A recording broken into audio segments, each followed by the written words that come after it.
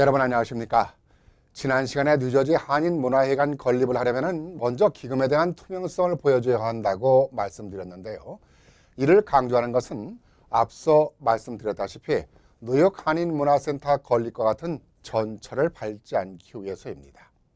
이뿐만이 아니라 뉴욕 한인회관을 구입할 때도 기금 투명성은 물론이고 합리적인 매입 조건에 대한 문제가 불거지면서 지금은 수천만 불에 이른다는 회관이 효율적인 운영을 하지 못하고 있습니다.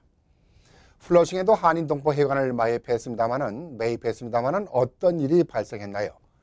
존윙에 대한 문제로 아직까지 동포회관으로서 역할은커녕 법적인 소송 문제로 골머리를 앓으면서 공중에 붕 떠있는 상황입니다. 뉴저지에 있는 한인동포회관도 마찬가지입니다. 매칭 펀드로 일부 정부 지원까지 받으면서 구입을 했습니다마는 매칭 펀드에 대한 사실이 밝혀진 것과는 다르다 보니까 이로 인한 큰 부담으로 운영에 어려움을 겪고 있습니다. 이 모두가 투명하지 못하면서 발생하고 있는 것입니다.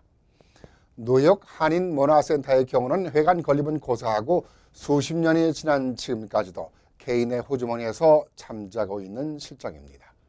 그 돈을 김정희 전 회장이 다 써버렸는지 아니면 정말이지 가지고 있는지 당사자인 김정희 씨 말고는 누구도 알 길이 없습니다. 문화회관 건립 기금에 대한 논란이 이어지면서 김정희 씨는 지난 6년 전에 이 기금을 뉴욕 한인회에 기부하겠다고 기자회견에서 밝혔지만은 아직까지도 강감무소식입니다. 약속을 지키지 않고 있는 김정희 씨가 왜 거짓말을 하고 있는 건지 아니면 무슨 일이 있는지 뉴욕 한인회 전직 회장들이라도 이 기금에 대한 소명을 요구해야 한다고 봅니다. 그런데 그 누구도 한마디 말을 꺼내지 않고 있습니다. 싫은 소리를 하기 싫어서일까요?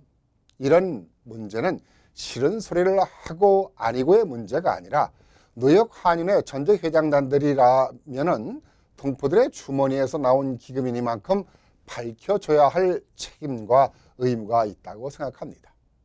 좋은 게 좋은 것만이 아니라 정확하게 짚어야 할 건 짚어줘야 한다는 얘기입니다. 이렇게 방관한다면 전직 회장단들은 비난을 받을 수 있는 일입니다. 뉴욕 한인회 전직 회장단들은 더 이상 시간을 낭비하지 말고 한인문화센터 건립 기금에 대한 행방에 대해서 김정희 씨가 하루빨리 한인사회에 환원을 할 수 있도록 해야 합니다.